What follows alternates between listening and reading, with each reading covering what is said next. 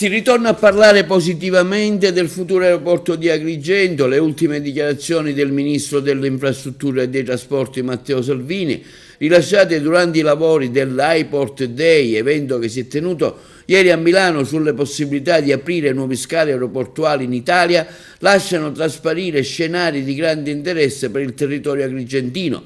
Tra le ipotesi in campo si fa sempre più concreta la possibilità per la realizzazione di un aeroporto in città, un progetto atteso da diversi anni che potrebbe rappresentare una svolta per l'intera provincia. Su tale argomento è intervenuto il parlamentare agrigentino Calogero Pisano, che ha espresso ottimismo e soddisfazione per le parole del ministro.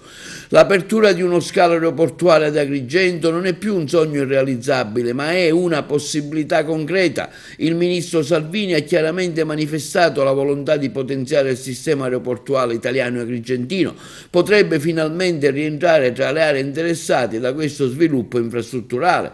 L'onorevole Pisano ha poi sottolineato l'importanza strategica di un aeroporto per il territorio. La nostra provincia soffre da sempre di un grave deficit infrastrutturale che penalizza lo sviluppo economico e turistico. Un aeroporto non sarebbe solo una conquista storica, ma una svolta definitiva per la crescita del nostro territorio, facilitando collegamenti nazionali e internazionali, favorendo il turismo e gli investimenti. Continueremo a lavorare affinché Agrigento possa finalmente ottenere ciò che merita: un'infrastruttura moderna ed efficiente che apra le porte a nuove opportunità di sviluppo.